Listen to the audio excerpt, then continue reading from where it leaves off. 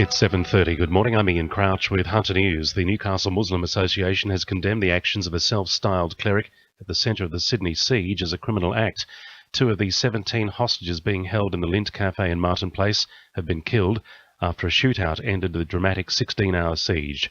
As Tiffany Genders reports, the gunman is also dead. The sound of gunfire erupted within the eerily quiet CBD just after 2 this morning, causing heavily armed police to storm into the chocolate shop. A 34-year-old man and a 38-year-old woman being held hostage were pronounced dead on arrival at hospital, along with the armed offender, Manharan Monis, who's well known to authorities as an extremist. 4 other people have been taken to hospital, including a woman with a gunshot wound to her shoulder and a male police officer with facial injuries. A critical incident investigation is now underway to work out exactly what happened inside the Lint Cafe. Commissioner Andrew Scipione says they're focusing on the 17 hostages and their families. We too share the grief of the families and the pain that they've been through, not knowing what was happening to their loved ones and not being able to help them. The Planning Assessment Commission has approved a $5 billion plan for a major new coal terminal in Newcastle, saying potential pollution issues can be managed. The controversial T4 project to expand Newcastle's coal export capacity to 280 million tonnes per annum has been approved with a raft of conditions.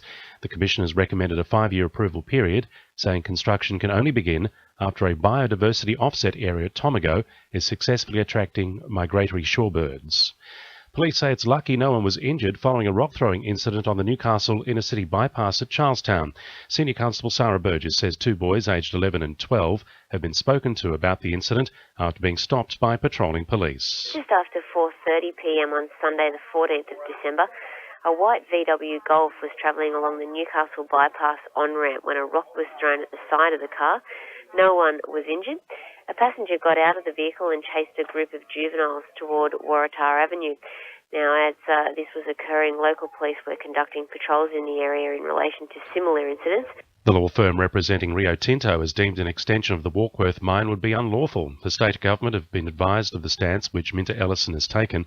Coordinator of Lock the Gate, New South Wales, Georgina Woods, says there'll be a protest taking place at a Planning Assessment Commission hearing on Thursday. We are going to present to the Planning and Assessment Commission hearing on Thursday, and we're also going to be joining people from Bulga and all over the Hunter Valley in a rally to show our opposition to this coal project and the continued intimacy of the state government with the coal industry.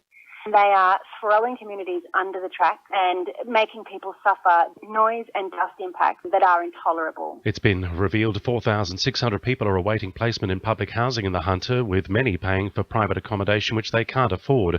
Requests have grown by almost 500 in the Hunter New England region over 2013-14, with the state government report estimating less than 1 in 2 applicants have their needs met. Compass Housing Hunter Managing Director Greg Budworth says supply must meet demand. It has been pointed out that there's been a lower investment in social or affordable housing by governments over time. We were disappointed that the National Rental Affordability Scheme was wound up. So all that's having a contribution effect to what we see here. So there's not one particular cause that's more prevalent than the others. Now with sport, Edie Deemer. The Newcastle Jets are hoping a big home crowd will help them against Adelaide United on Friday night. So far, the winless Jets have lost 6 and drawn 4 of the matches this season. Midfielder Zenon Caravella says the team needs to stay positive. You've got to almost strip everything back and go back to the start and just do the small things right and hopefully build some momentum and go on from there. But as I said before, the little things aren't going right, and it's showing right across the field. Charlestown golfer Jake Higginbottom is hoping to crack the top 60 by finishing top 10 of the Dubai Open. Higginbottom finished outside the top 3 in the Australasian Open and needs to do well to retain his card. The Newcastle Knights are looking forward to starting the 2015 season with a home game. The team will play 7 of their first 11 seasons at home. That's sport. I'm Edie Deemer. To NURFM News Time 26 to 8.